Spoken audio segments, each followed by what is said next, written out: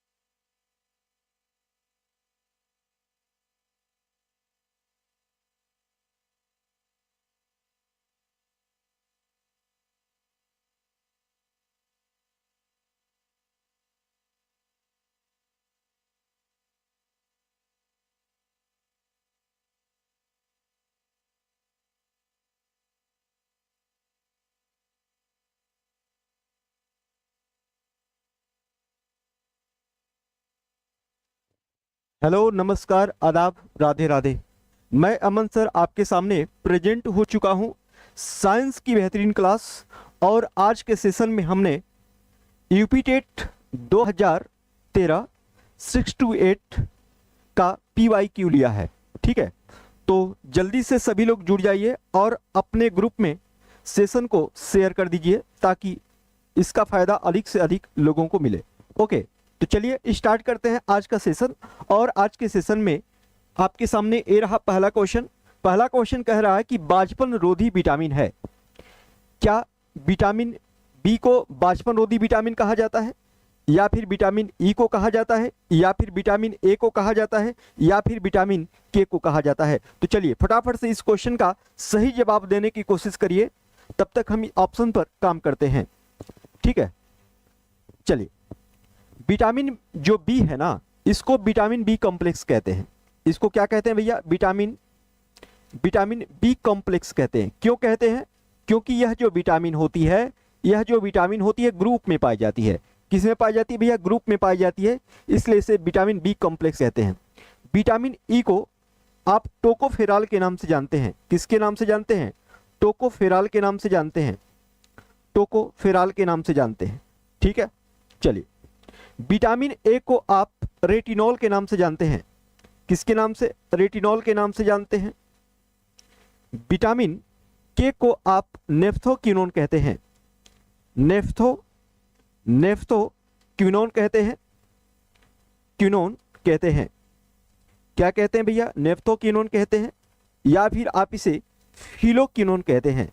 क्या कहते हैं? फिलोक्विनोन कहते हैं। क्विनोन कहते हैं। ठीक है, चलिए अब आपको बता दें कि विटामिन ई की कमी से बांझपन हो जाता है। क्या होता है भैया? बांझपन हो जाता है। और जब बांझपन हो जाता है विटामिन ई की कमी से, तो इसकी वजह से बांझपन क्या हो सकता है? समाप्त हो जाएगा। और जब बांझपन समाप्त हो जाएगा तो इसे बांझपन रोधी विटामिन कहा जाता है। और बांझपन रोधी विटामिन कहा जाता है, तो इस तरीके से इस क्वेश्चन का सही जवाब क्या हो जाएगा? ऑप्शन बी, यानी विटामिन ई। चलिए, हाँ चलिए, बहुत सही। आइए अगले क्वेश्चन पर बात करते हैं। अगला क्वेश्चन आपके स्क्रीन पर ये रहा। कहा जा रहा है कि पासवर्ड से प्रयुक्ता ढांचों को सरल कर सकते हैं, समय का दक्ष प्रयोग कर सकते हैं, जल्दी से सिस्टम में जा सकते हैं, या फिर गोपनीयता बरकरार रख सकते हैं। तो आप सबको पता होगा कि आप पासवर्ड क्यों यूज करते हैं। तो पासवर्ड यूज इसलिए करते हैं क्योंकि गोपनीयता क्या हो? बरकरार रहे। और इस तरीके से इस क्वेश्चन का सही ऑप्शन क्या हो जाएगा? ऑप्शन डी, यानी 4। ठीक है, चलिए आइए अगले क्वेश्चन की बात करें। अगला क्वेश्चन आपके सामने ये रहा। बोला जा रहा है कि जलीय तथा कीटभक्षी पौधा है यूट्रिकुलेरिया, डायोनिया, ड्रोसेरा, इनमें से कोई नहीं। मतलब इसमें से वह कौन सा पौधा है जो जलीय है और जलीय होने के साथ साथ कीटभक्षी है, इंसेक्टिवोरस है, यानी कीटों का भक्षण करने वाला है। और आपको बता दें कि कोई भी पादप कीटों का भक्षण क्यों करता है? कोई भी पादप कीटों का भक्षण इसलिए करता है क्योंकि वहां की मिट्टी में किसकी कमी है? नाइट्रोजन की कमी है। अगर कहीं की मिट्टी में नाइट्रोजन की कमी है और वहां पर कोई पौधा उग रहा है और उस पौधे के अंदर कीटों का भक्षण है, तो वह नाइट्रोजन की कमी को पूरा करने के लिए नाइट्रोजन का क्या करता है? भक्षण करता है। और कीटों का क्या करता है? भक्षण करता है। कारण क्या है कि कीटों से ही अपनी नाइट्रोजन की क्या कर लेता है? पूर्ति कर लेता है। और ऐसे पौधे बहुत सारे हैं।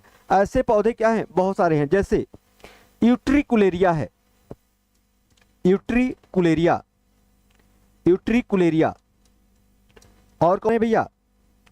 ड्रोसेरा है,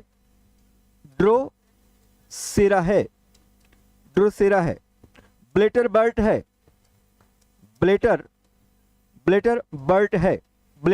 है। और कौन है भैया? सन ड्यू है। और कौन है भैया? निफेंथीस है।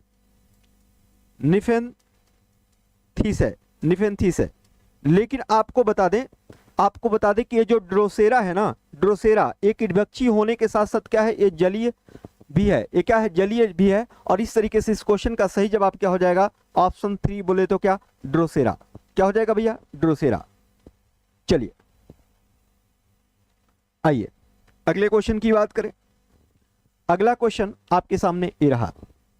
कहा जा रहा है कि कार्बन के बहुत अधिक यौगिक हैं क्योंकि यह एक अधातु है और इसकी सहसंयोजकता 4 है।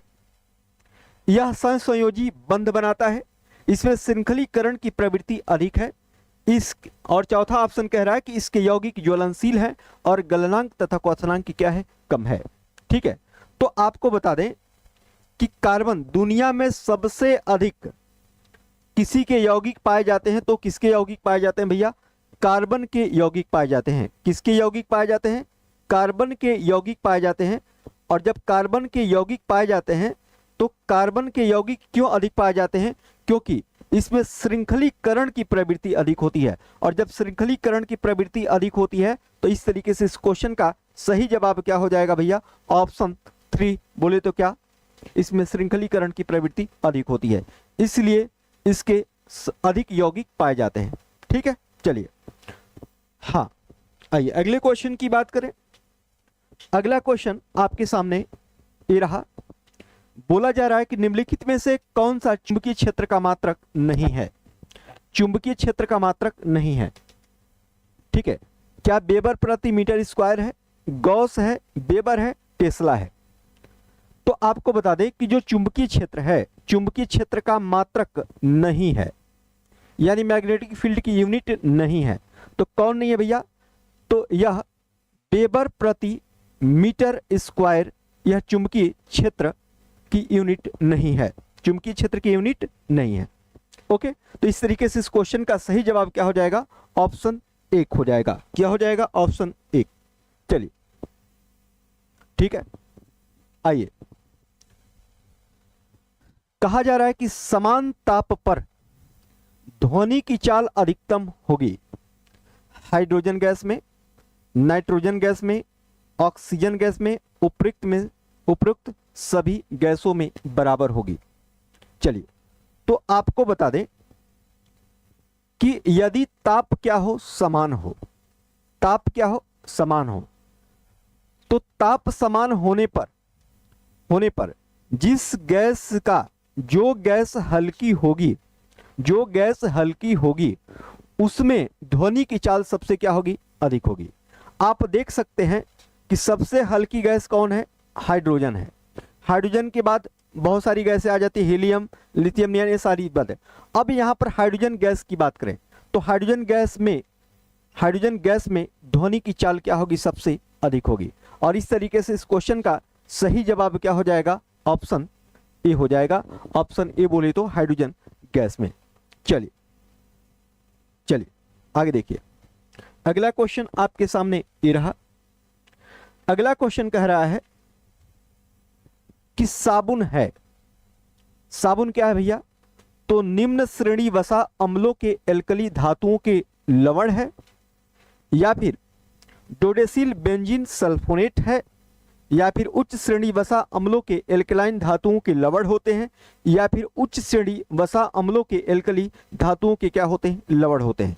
तो आपको बता दें कि जो साबुन होते हैं ना, ये उच्च श्रेणी वसा अम्लों के एल्कली धातुओं के क्या होते हैं? लवण होते हैं। और इस तरीके से इस क्वेश्चन का सही जवाब क्या हो जाएगा?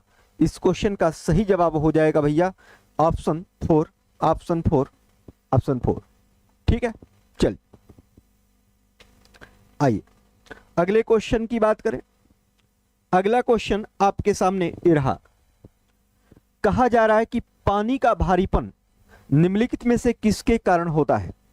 तो भारीपन की बात कर रहा है, तो आप इस तरीके से समझिएगा, ये जल की कठोरता पूछ रहा है। ये क्या पूछ रहा है भैया? जल की कठोरता पूछ रहा है। जल की कठोरता पूछ रहा है। ठीक है, और जल की कठोरता किसके कारण होती है भैया?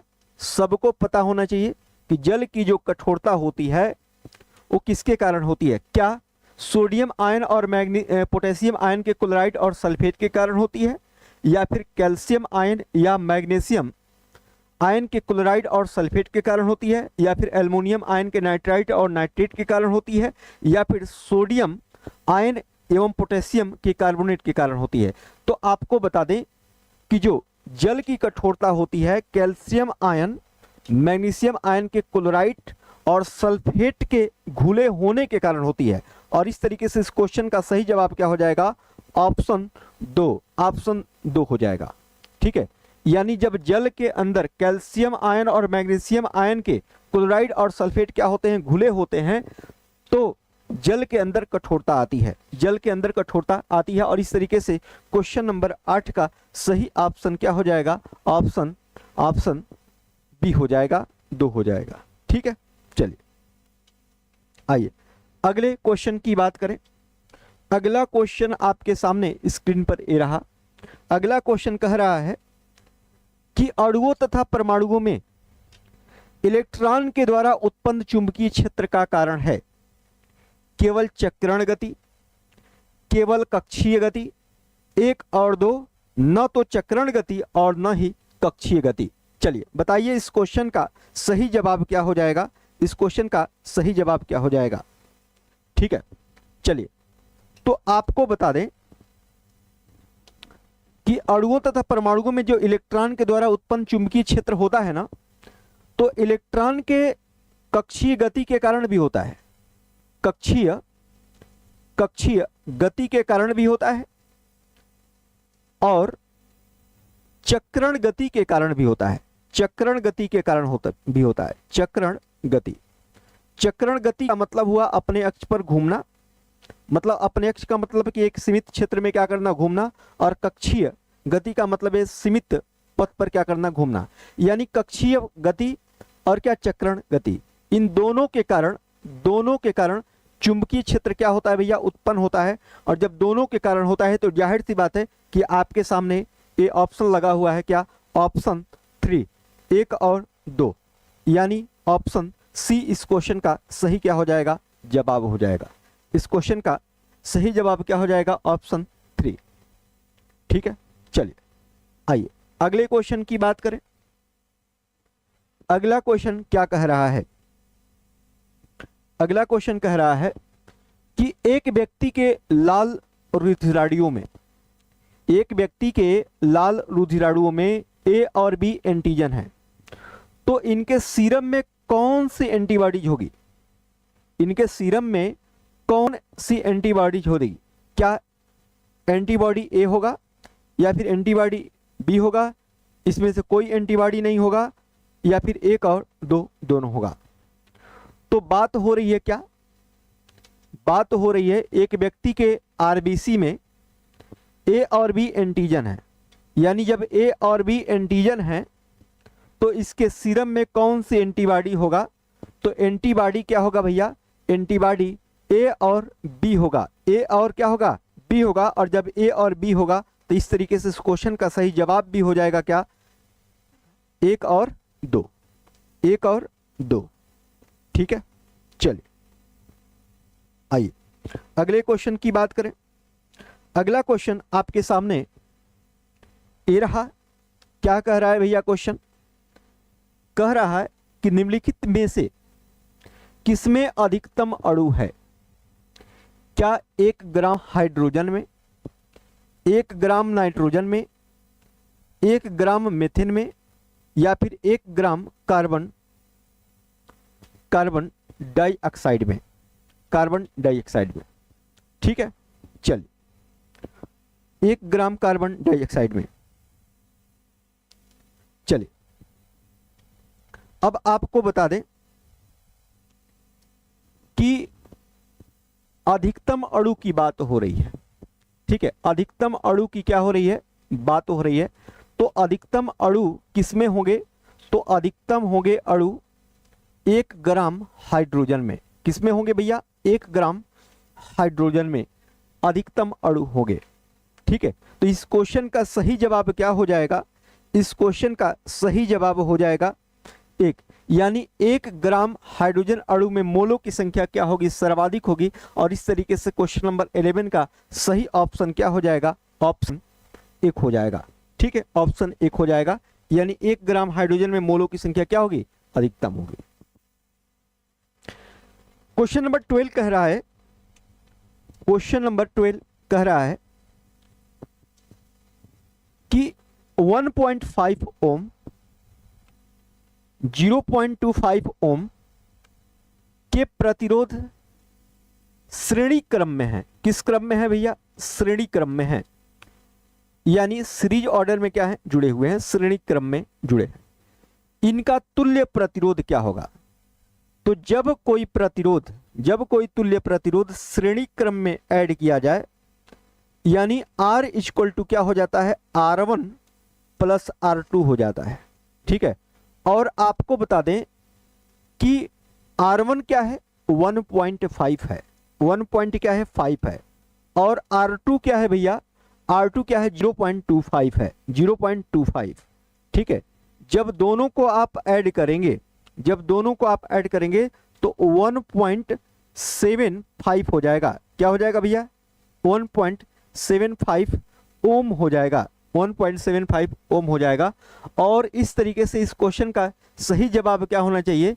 इस क्वेश्चन का सही जवाब क्या होना चाहिए? तो इस क्वेश्चन का सही जवाब हो जाएगा क्या? ऑप्शन में कोई नहीं दिया है। ठीक है, ऑप्शन में कोई नहीं दिया है। ठीक है, चलिए तुल्य प्रतिरोध की बात हो रही है, तो यहां पर 7.5 होना चाहिए। और एक बात आप ध्यान दीजिएगा, इसे आप लगभग 1.75 को 5 को आप कट करके, आप गणित का नियम ये कहता है कि दशमलव के बाद यदि कोई अंक 5 या 5 से अधिक होता है तो उसे काट कर उसके अगले वाले में क्या कर देते हैं? ऐड कर देते हैं। जब ऐड करेंगे तो क्या हो जाएगा? 1 पॉइंट क्या हो जाएगा? 8 हो जाएगा। 1 पॉइंट क्या हो जाएगा? 8। और इस तरीके से इस क्वेश्चन का सही जवाब क्या हो जाएगा? इस क्वेश्चन का सही जवाब हो जाएगा भैया क्या? ऑप्शन ए 1.80 ओम। ठीक है, 1.80 ओम हो जाएगा, इस क्वेश्चन का सही जवाब हो जाएगा। ठीक है, चलिए आइए अगले क्वेश्चन की बात करें। अगला क्वेश्चन आपके सामने ये रहा। कहा जा रहा है कि इनमें से कौन वास्तव में मीन नहीं है? मीन का मतलब मछली नहीं है। ठीक है, मछली नहीं है। बहुत ऐसे जीव होते हैं जिनके नाम में मीन होता है लेकिन वास्तव में वो मीन नहीं होते हैं। तो वही पूछा गया है कि इनमें से कौन सा वास्तव में मीन नहीं है? मीन मतलब मछली नहीं है। फुफ्फुस मछली भैया, फुफ्फुस मछली है, बिल्कुल बात सही है। रजत मछली, बिल्ली मछली, कुत्ता मछली मतलब होता है भैया क्या? स्कालियोडान। कुत्ता मछली किसको कहते हैं भैया? स्कालियोडान को कुत्ता मछली कहते हैं। स्कालियोडान को आप क्या बोलते हैं? कुत्ता मछली बोलते हैं। ठीक है, हाँ। कैटफिश भी भैया क्या है? कैटफिश क्या है? कैटफिश भी मछली है। आपको बता दें कि रजत मछली यानी इसको सिल्वर फिश बोलते हैं लोग, लेकिन वास्तव में यह मछली नहीं है। सिल्वर फिश मछली नहीं है। सिल्वर फिश है क्या? तो वास्तव में यह कीट है। यह क्या है भैया? कीट है। और जो घर के अंदर कार्नर पर नम स्थानों पर देखने को मिलता है। और यह आर्थ्रोपोडा संघ का प्राणी है। देखने को मिलता है। और एक किस संघ का प्राणी है भैया? तो यह आर्थ्रोपोडा संघ का प्राणी है। सिल्वर फिश किस संघ का प्राणी है? तो आप लिख लेंगे क्या? आर्थ्रोपोडा संघ का प्राणी है। आर्थ्रोपोडा संघ का क्या होता है? प्राणी है। ठीक है, तो फुफ्फुस मछली, बिल्ली मछली, कुत्ता मछली, ये तीनों मछली हैं, लेकिन रजत मछली नहीं है। यह क्या है? कीट है। इसे आप सिल्वर फिश बोलते हैं। और यह घर के कार्नर व नम स्थान पर देखने को मिलता है। यह आर्थ्रोपोडा संघ का क्या है? प्राणी है। ठीक है, सिल्वर फिश। ओके, चलिए, तो इस क्वेश्चन का सही जवाब क्या हो रहा है भैया? इस क्वेश्चन का सही जवाब हो रहा है 13 का 2, ऑप्शन बी सही हो रहा है। चलिए, ओके, आइए अगले क्वेश्चन की बात करें। अगला क्वेश्चन कह रहा है कि कैलेमाइन किस धातु का अयस्क है? कैलेमाइन किस धातु का अयस्क है? क्या मैग्नीशियम का है, कॉपर का है, जिंक का है, या फिर आयरन का है। चलिए बताइए इस क्वेश्चन का सही जवाब क्या होना चाहिए। कैलेमाइन किस किस धातु का अयस्क है। ठीक है, तो आपको बता दें कि जो कैलेमाइन है ना, कैलेमाइन यह जिंक का क्या है, अयस्क है। मतलब कैलेमाइन से क्या प्राप्त होता है, जिंक प्राप्त होता है। और इस तरीके से इस क्वेश्चन का सही जवाब क्या हो जाएगा, ऑप्शन 3 हो जाएगा। आयरन का देखें तो हेमेटाइट, मैग्नेटाइट, सिडेटाइट वगैरह होता है। कॉपर का देखें तो क्यूप्राइट वगैरह होता है। ठीक है, इस तरीके से ये सब होते हैं। मैग्नीशियम का देखें तो मैग्नीशियम हाइड्रोक्साइड वगैरह होता है। तो ये सारी चीजें हैं। तो कैलेमाइन किसका धातु अयस्क है भैया, तो जिंक का। और इस क्वेश्चन का सही जवाब क्या हो रहा है, ऑप्शन 3। चले, किसमें परिणाम पर्व होता है, क्या पार्किंसोनिया में, अकेसिया में, ओपनसिया में, एस्परेगस में। चलिए बताइए इस क्वेश्चन का सही जवाब क्या होना चाहिए। ठीक है, तो पर्णाभ्रव जो होता है भैया, ये पर्णाभ पर्व किसमें होता है, तो ये होता है कहाँ, पार्किंसोनिया में होता है। कहाँ होता है, पार्किंसोनिया में होता है। और इस तरीके से इस क्वेश्चन का सही जवाब क्या होना चाहिए, इस क्वेश्चन का सही जवाब होना चाहिए ऑप्शन 1। ठीक है, ऑप्शन 1। चलिए, कौन सा ऊतक शरीर के विभिन्न भागों में फैला होता है तथा शरीर के विभिन्न भाग को बनाता है। एक कौन सा ऊतक है, क्या संयोजी ऊतक है, कनेक्टिव टिश्यू है, या फिर पेशी ऊतक है, मसल टिश्यू है, तंत्रिका ऊतक नर्वस टिश्यू है, या फिर एपिथेलियल टिश्यू है। चलिए बताइए इस क्वेश्चन का जवाब क्या हो जाएगा। तो जो संयोजी ऊतक होता है, जो संयोजी ऊतक होता है भैया, यह पूरे शरीर को संयोजी करने का काम करता है, जोड़ने का काम करता है।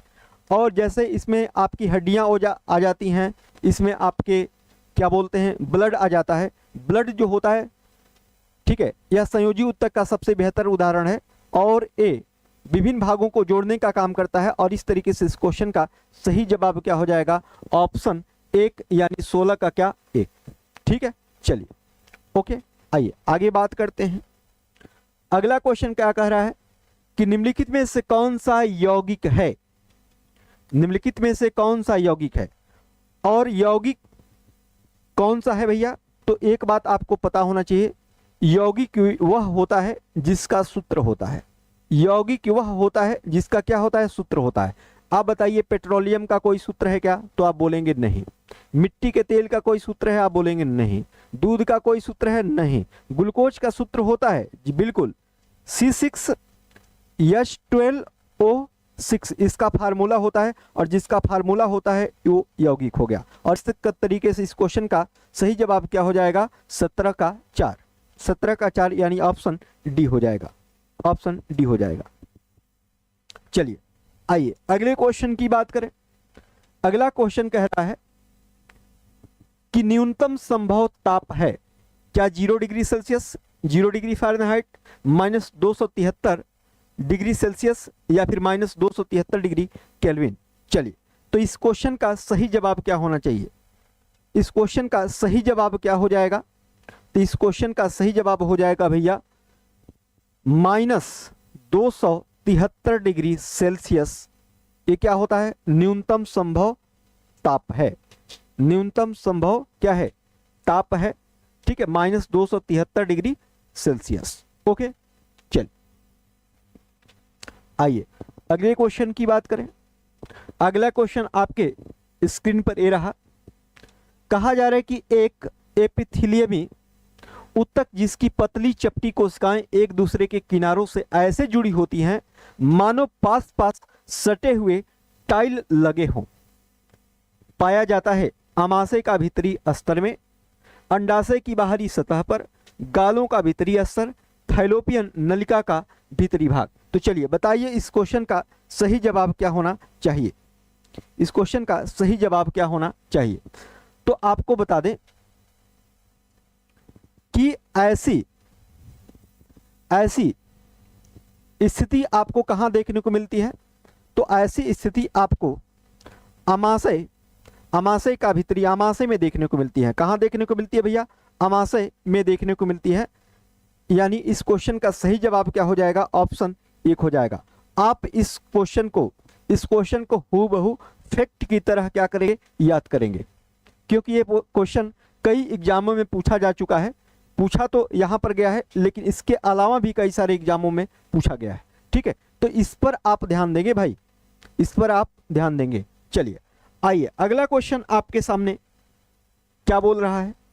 अगला क्वेश्चन कह रहा है कि इनमें से कौन सी सांद्रण की एक विधि नहीं है। सांद्रण की एक विधि नहीं है, क्या फेन प्लवन विधि, चुंबकीय विधि, निस्तापन विधि, गुरुत्वीय पृथक्करण विधि। ठीक है, सांद्रण की एक विधि नहीं है, सांद्रण की एक विधि नहीं है। तो आपको बता दें, आपको बता दें भैया कि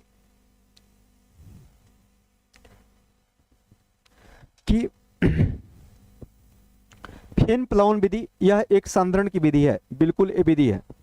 चुंबकीय विधि भी है, गुरुत्वीय पृथक्करण विधि भी है, लेकिन आपको निस्तापन ये विधि जो है, निस्तापन यह सांद्रण की विधि नहीं है, सांद्रण की विधि नहीं है। तो इस क्वेश्चन का सही जवाब क्या हो जाएगा, इस क्वेश्चन का सही जवाब हो जाएगा ऑप्शन 3 निस्तापन। क्या हो जाएगा भैया, निस्तापन हो जाएगा। ठीक है, क्या हो जाएगा, निस्तापन हो जाएगा। चलिए आइए अगले क्वेश्चन की बात करें। अगला क्वेश्चन आपके सामने ये रहा। अगला क्वेश्चन कह रहा है कि पृथ्वी के केंद्र पर किसी पिंड का भार है, पृथ्वी के केंद्र पर किसी पिंड का भार है। तो आपको बता दें कि जैसे मान लीजिए कि ये अपनी अर्थ है, ठीक है, और अपने अर्थ से जो यह वाला भाग है, इस वाले भाग को आप क्रस्ट के नाम से जानते हैं। इस वाले भाग को आप किस नाम से जानते हैं भैया, क्रस्ट के नाम से जानते हैं। और इस वाले भाग को आप मेंटल के नाम से जानते हैं, मेंटल के नाम से जानते हैं। और इस वाले भाग को आप कोर के नाम से जानते हैं, कोर, या फिर हिंदी में आप इसे क्रोड बोलते हैं। ठीक है, आपको बता दें कि जैसे जैसे क्रस्ट से नीचे की तरफ आते हैं, क्रस्ट से नीचे की तरफ आते हैं, तो प्रेशर बढ़ता है, टेम्परेचर बढ़ता है, टेम्परेचर बढ़ता है, डेंसिटी भी क्या होती है, बढ़ती है। लेकिन वास्तव में जो ग्रेविटी होती है ना, वो घटती है। और घटते घटते यह ग्रेविटी यहाँ पर आकर, यहाँ पर केंद्र पर, सेंटर पर आकर क्या हो जाती है, जीरो हो जाती है, शून्य हो जाती है। और जब शून्य हो जाती है तो इस क्वेश्चन का सही जवाब आपको अभी तक मिल चुका होगा। इस क्वेश्चन का सही जवाब क्या हो जाएगा भैया, इस क्वेश्चन का सही जवाब हो जाएगा शून्य। इस क्वेश्चन का सही जवाब क्या हो जाएगा, शून्य। ठीक है, शून्य, यानी 21 का एक क्वेश्चन क्या होगा, एक ऑप्शन सही हो गया जाएगा। चलिए आइए अगले क्वेश्चन की बात करें। अगला क्वेश्चन आपके सामने ये रहा। अगला क्वेश्चन कह रहा है कि एक उत्तल लेंस जिसकी फोकस दूरी 0.5 मीटर और एक अवतल लेंस जिसकी फोकस दूरी 1 मीटर है को जोड़ा जाता है, परिणामी लेंस की क्षमता क्या होगी, परिणामी लेंस की क्षमता क्या होगी। तो इसकी फोकस दूरी यहां पर 0.5 दी गई है, यानी P = क्या हो जाएगा भैया, 1/f हो जाएगा। ठीक है, अब यह लेंस क्या है भैया, उत्तल लेंस है। ठीक है, तो 1/0.5, तो इसकी वैल्यू क्या हो जाएगी, 2 हो जाएगी। क्या हो जाएगी, 2 हो जाएगी। और एक अवतल लेंस जिसकी फोकस दूरी 1 मीटर है को क्या किया जाता है, जोड़ा जाता है। तो परिणामी लेंस की क्षमता क्या होगी, परिणामी लेंस की क्षमता क्या होगी। तो 2 है, जोड़ा जा रहा है, तो आपको अच्छे से पता है कि जो अवतल लेंस की फोकस दूरी होती है वो क्या होती है, ऋणात्मक होती है। यानी इसमें आप -1 को क्या करेंगे, जोड़ेंगे। और जब -1 को जोड़ेंगे तो क्या हो जाएगा, 2 - 1, यानी क्या हो जाएगा, 1। डी का मतलब क्या हो जाएगा, डायोप्टर। क्या हो जाएगा, 1 डायोप्टर। और 1 डायोप्टर होगा तो इस क्वेश्चन का सही जवाब क्या हो जाएगा, ऑप्शन 1 हो जाएगा, ऑप्शन 1 हो जाएगा। चलिए ठीक है, चलिए आइए अगले क्वेश्चन की बात करें। अगला क्वेश्चन आपके सामने ये रहा। कह रहा है कि रुधिर संवहन जो कोशिकाओं से आरंभ होकर कोशिकाओं में ही समाप्त हो जाता है कहलाता है। जो कोशिकाओं से ही आरंभ होकर कोशिकाओं में ही समाप्त हो जाता है, ठीक है, इस रुधिर संवहन को आप क्या बोलते हैं? क्या विक्कीय संवहन बोलते हैं क्या, लसिका संवहन बोलते हैं क्या, यकृति संवहन बोलते हैं क्या, या फिर निवाहिका संवहन बोलते हैं क्या? चलिए इस क्वेश्चन का आप जवाब देने की कोशिश करिए। ठीक है, तो जो रुधिर से आरंभ होकर, जो रुधिर संवहन कोशिकाओं से आरंभ होकर कोशिकाओं में ही समाप्त हो जाता है, अब ऐसी क्वालिटी किसके अंदर देखने को मिलती है? तो लसिका संवहन के अंदर देखने को मिलती है। और इस क्वेश्चन का सही जवाब क्या हो जाएगा? ऑप्शन 2 यानी 23 का बी हो जाएगा। 23 का क्या हो जाएगा? बी हो जाएगा। ठीक है, चलिए कलर नहीं दिख रहा है सर, एक कलर नहीं दिख रहा है, कौन सा? रेड, रेड की बात कर रहे हैं। चलिए देख ले रहे हैं, कोई बात नहीं।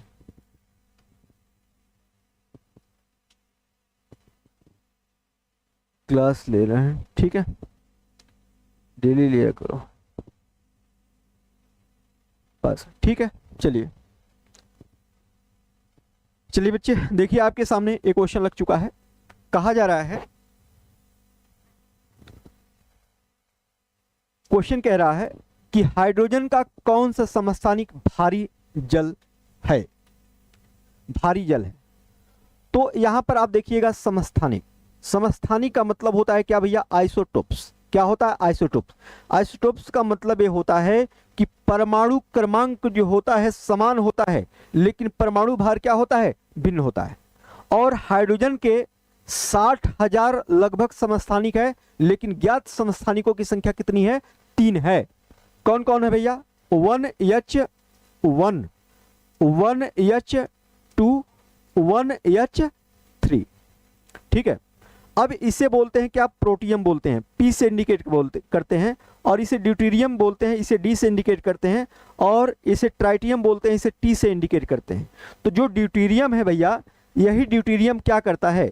यही ड्यूटेरियम आपको भारी जल बनाने में क्या करता है? सहायता करता है। और भारी जल बनाने में सहायता करता है। और भारी जल को आप किस नाम से जानते हैं? तो भारी जल को आप गुरु जल भी कहते हैं, गुरु जल भी कहते हैं। और गुरु जल, भारी जल का जो सूत्र होता है D2O होता है, D2O होता है। और इसका जो अणु भार होता है, इसका जो अणु भार होता है, अणु भार कितना होता है भैया? 20 होता है। कितना होता है भैया? 20 होता है। और अभी तक आपको इस क्वेश्चन का सही जवाब मिल चुका होगा। इस क्वेश्चन का सही जवाब हो जाएगा क्या? 1H2, 1H2। यानी एक इसकी बात हो रही है, ऑप्शन 2 की बात हो रही है, ऑप्शन 2 की बात हो रही है। ठीक है, भारी जल। चलिए आइए अगले क्वेश्चन की बात करें। अगला क्वेश्चन आपके स्क्रीन पर ये रहा। ये क्वेश्चन क्या कह रहा है कि बाइनरी अंकन पद्धति में डेसिबल अंक 16 का मान होगा। डेसिबल अंक 16 का मान होगा। ठीक है, तो देखिएगा, डेसिबल अंक मान निकालने के लिए आप करते हैं क्या कि जिसका मान निकालना होता है उसको यहां पर रखते हैं। इनमें अंकों की संख्या को काउंट कर लेते हैं। इनमें अंकों की संख्या कितनी है? 2 है। अब 2 से हम क्या करते हैं? डिवाइड करते हैं। तो 2 अठे 16। आपको यहां पर रिमाइंडर तो गिरा नहीं, शेष गिरा नहीं, तो शेष क्या हो जाएगा भैया? 0 हो जाएगा। फिर 8 में 2 से डिवाइड करेंगे, 2 चौको 8, रिमाइंडर गिरा क्या? 0। फिर 2 से डिवाइड करेंगे, 2 दूना के 4, रिमाइंडर गिरा क्या भैया? 0। और फिर 2 से इसको डिवाइड करेंगे तो क्या हो जाएगा? 2 एकम में 2, 2 एकम में 2, रिमाइंडर क्या गिरा भैया? 0 गिरा। रिमाइंडर क्या गिरा? 0। अब यहां से इधर की तरफ चलेंगे और इसका डेसिमल अंक क्या हो जाएगा भैया? 10,000 हो जाएगा। 10,000 क्या हो जाएगा? 10,000 हो जाएगा। और इस क्वेश्चन का सही जवाब क्या हो जाएगा? ऑप्शन 2 हो जाएगा। क्या हो जाएगा भैया? ऑप्शन 2 हो जाएगा। ठीक है, ऑप्शन 2 हो जाएगा। चलिए आइए अगले क्वेश्चन की बात करें। अगला क्वेश्चन आपके स्क्रीन पर ये रहा। क्वेश्चन कह रहा है कि एक उत्तक जिसकी जीवित कोशिकाएं सक्रिय बढ़ने से अंगों के यात्रिक उत्तकों को बनाती हैं और जिसकी कोशिका भित्तियों में कोनों पर सेलुलोजी और लिग्निन रहित स्थूलन होते हैं, उसे कहते हैं। तो उसे क्या कहते हैं भैया? उसे क्या कहते हैं? चलिए देखिए,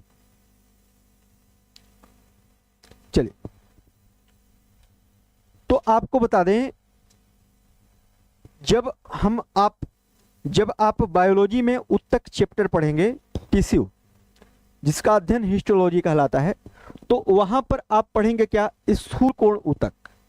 स्थूल कोण ऊतक की डेफिनेशन ये दी गई है, एक ऊतक जिसकी जीवित कोशिकाएं सक्रिय बढ़ने से अंगों के यांत्रिक ऊतकों को बनाती है और जिसकी कोशिका भित्तियों में कोनों पर सेलुलोजी और लिग्निन रहित स्थूलन बंद होते हैं, उसे आप क्या बोलते हैं, तो उसे आप बोलते हैं भैया क्या, स्थूल कोण ऊतक बोलते हैं। क्या बोलते हैं, स्थूल कोण ऊतक बोलते हैं। और इस क्वेश्चन का सही जवाब क्या हो जाएगा, 26 का 3 हो जाएगा। 26 का क्या हो जाएगा भैया, 3 हो जाएगा। चलिए आइए अगले क्वेश्चन की बात करें।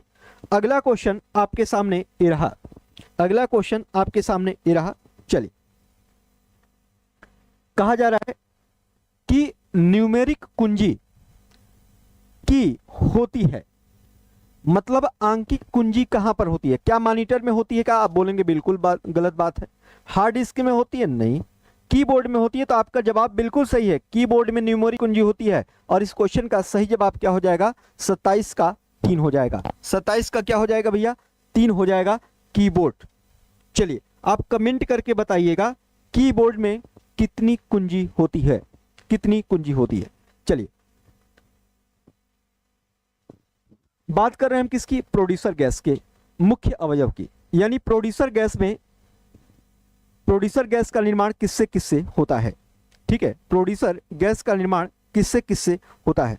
चलिए, तो इस क्वेश्चन का जवाब क्या होना चाहिए, क्या यह कार्बन मोनोऑक्साइड और हाइड्रोजन के मिलने से बनती है, कार्बन डाइऑक्साइड और हाइड्रोजन के मिलने से बनती है, या फिर कार्बन मोनोऑक्साइड और नाइट्रोजन के मिलने से बनती है, कार्बन डाइऑक्साइड और नाइट्रोजन के मिलने से बनती है। तो आपका जवाब क्या होना चाहिए, तो जो प्रोड्यूसर गैस है ना, जो प्रोड्यूसर गैस है, यह कार्बन मोनोऑक्साइड और नाइट्रोजन के मिलने से क्या होती है, बनती है। और इस तरीके से इस क्वेश्चन का सही जवाब क्या हो जाएगा, ऑप्शन 28 का 3 हो जाएगा। क्या हो जाएगा भैया, 28 का 3 हो जाएगा। आइए अगले क्वेश्चन की बात करें। अगला क्वेश्चन कह रहा है कि नारियल के रेशे किस भाग में मिलते हैं, बाह्य फल भित्ति में मिलते हैं क्या, अंतः फल भित्ति में मिलते हैं क्या, मध्य फल भित्ति में मिलते हैं क्या, या फिर बीज कवच में मिलते हैं। चलिए बताइए इस क्वेश्चन का सही जवाब क्या होना चाहिए। जो नारियल के रेशे होते हैं वो कहाँ मिलते हैं, तो भैया ये नारियल है, नारियल है, और नारियल का ये वाला जो भाग है ये छिलका है, और जो रेशे मिलते हैं यहाँ पर मिलते हैं, रेशे यहाँ पर मिलते हैं, और यहाँ पर रेशे मिलते हैं। तो ये कौन सा भाग है, कौन सा भाग है, तो बाह्य भित्ति तो ये हो गया, अंतः भित्ति ये हो गया, और मध्य में बीज कवच तो ये हो गया। ठीक है, और मध्य में पाया जाएगा तो क्या हो जाएगा, मध्य फल भित्ति। भाई बाह्य फल भित्ति और अंतः फल भित्ति के मध्य ही पाए जाते हैं कौन, नारियल के रेशे। और इस क्वेश्चन का सही जवाब क्या हो जाएगा, ऑप्शन 3 हो जाएगा। ऑप्शन क्या हो जाएगा, 3 हो जाएगा। चलिए आइए अगले क्वेश्चन की बात करें। ठीक है, अगले क्वेश्चन की बात करें। अगला क्वेश्चन आपके सामने ये रहा, कहा जा रहा है कि इनमें कौन सा प्रबल अम्ल है। 1 मिनट। नारियल के रेशे किस भाग में मिलते हैं, नारियल के रेशे किस भाग में मिलते हैं, तो नारियल के रेशे बाहरी भाग में मिलते हैं। कहाँ मिलते हैं भैया, बाहरी भाग में मिलते हैं। ठीक है, बाहरी भाग में मिलते हैं। पूछा गया है मिलते हैं, बनते नहीं है, मिलते हैं। बनते तब ए हो जाता, मिलते कहाँ है, तो बाह्य भाग में मिलते हैं। ठीक है, चलिए इस क्वेश्चन का सही जवाब क्या हो जाएगा, ऑप्शन 1 हो जाएगा। चलिए आइए अगले क्वेश्चन की बात करें। अगला क्वेश्चन कह रहा है, अगला क्वेश्चन कह रहा है कि इनमें से कौन सा प्रबल अम्ल है, प्रबल अम्ल।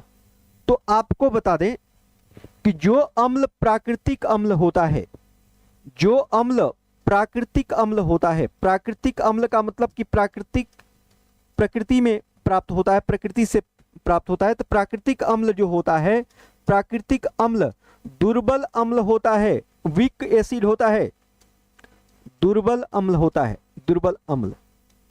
ठीक है, दुर्बल अम्ल होता है। आप यहां पर देख रहे हैं यह क्या है, H2CO3 कार्बोनिल एसिड होता है। ठीक है, तो ये भी प्राकृतिक अम्ल है, ठीक है, प्रबल अम्ल है, प्रबल अम्ल है। तो आपको बता दें कि इनमें सबसे अधिक प्रबल देखा जाए तो सबसे अधिक प्रबल यहां पर आपको एशियन देखने को मिलता है। कौन? एशियन, ठीक है। CaCOOH इस सिरका है, ये तो वैसे ही क्या होगा? दुर्बल होगा। HNO3 भी क्या होता है? दुर्बल होता है, लेकिन इसको प्रबल बनाने के लिए इसमें क्या बनाते हैं, क्या मिलाते हैं? H2SO4 मिलाते हैं। कार्बोनिल एसिड भी क्या होता है? दुर्बल होता है, जो कोल्ड ड्रिंक वगैरह में रहता है। अगर दुर्बल नहीं होता तो कोल्ड ड्रिंक पीते वक्त आप जल जाते, ठीक है। तो ये भी दुर्बल है, ये भी दुर्बल है, ये भी। सबसे प्रबल कौन है? तो एशियन है। कौन है भैया? एशियन है, ठीक है। तो इस तरीके से हाइड्रोजन साइनाइड इसका पूरा नाम है। तो इस तरीके से इस क्वेश्चन का सही जवाब क्या हो जाएगा? 30 का 4, 30 का 4। और आज की क्लास यहीं तक, क्योंकि 2013 के PYQ क्या हो गए? खत्म हो गए, ठीक है। तो अगले वर्ष का अगले सेशन में हम लोग देखेंगे। तब तक के लिए सबको टाटा बाय बाय। ओके, चलिए, थैंक यू।